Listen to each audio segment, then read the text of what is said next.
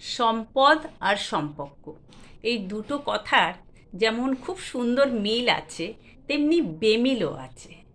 যেমন সম্পর্ক কথাটা খুব মধুর।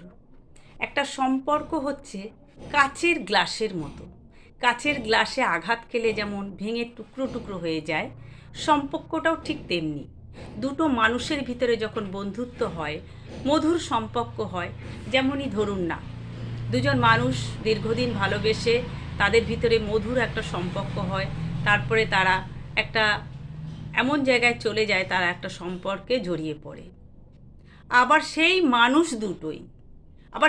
মানুষ দুটোই আবার একটা সময় দেখা যায় তাদের ভিতরে যে কোনো কারণে হোক, ভুল বোঝাবুঝি হোক আর ঝগড়া হোক, অশান্তি হোক, তাদের মনের মিল যখন ভেঙে যায়, তাদের সাথে যখন আর মিল থাকে না, তখনও কিন্তু তাদের সম্পর্কটা ঠিক কাচের গ্লাসের মতো ভেঙে যায়। লাস্টে এমনই হয় যে তাদের ভিতরে ছিন্ন হয়ে যায়, আলাদা হয়ে যায়, দূরে সরে যায়, তারা আর এক হয়ে থাকতে পারে না। যেমন বিবাহিত জীবনে ডিভোর্স হয়ে যায়, যেমন বাবা ছেলের ভিতরে বিভিন্ন কারণে অশান্তি, ঝগড়া, সম্পত্তি, বিভিন্ন কারণে তার সম্পর্ক নষ্ট হয়ে যায়, তেমনি এই সম্পর্ক কথাটা হচ্ছে কাচের গ্লাসের মতো। আর সম্পদ, এই সম্পদটাও তেমনি। একটা সময় দেখা যায় একটা মানুষের প্রচুর ধন দৌলত, সম্পত্তি, অট্টালিকা, অনেক কিছু থাকে, অনেক কিছু। তখন সে বিভিন্ন ভোগ বিলাস, আনন্দ ফুর্তি, যাকে যা কিছু প্রয়োজন তখন সে মেটায় সম্পত্তি দিয়ে, ধন দৌলত দিয়ে। আবার সেই মানুষটি দেখা যায় একটা সময় এমন লেভেলে চলে যায় যে তাকে বাটি নিয়ে বসতে হয়। কেন? সবই ওই ওপরওয়ালার ইচ্ছা।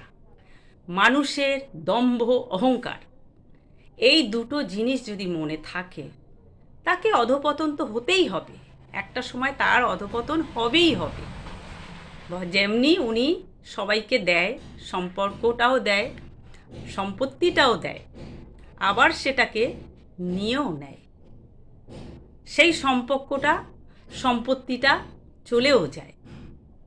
যে মানুষটার কাছে কোটি কোটি টাকা, ব্যবসা বাণিজ্য, অট্টালিকা থাকে, একটা সময় তাকে এমন জায়গায় ওই উপরওয়ালা নিয়ে যায় যে তাকে আবার অন্য লোকের কাছে হাত পাততে হয়, তবে তার অন্ন গ্রহণ হয়। তাই নয় কি?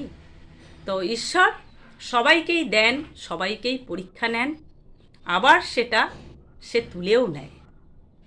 তাই বললাম, এই সম্পর্ক আর সম্পদ দুটো জিনিস ওপরওয়ালার দান।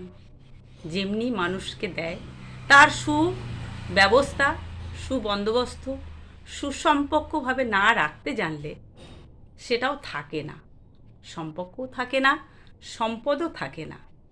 সবই ওপরওয়ালার ইচ্ছা। তিনিই দেন, তিনিই পরীক্ষা নেন, আবার তিনিই তুলে নেন। তাই নয়?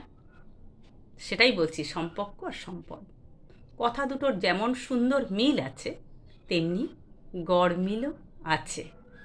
নমস্কার।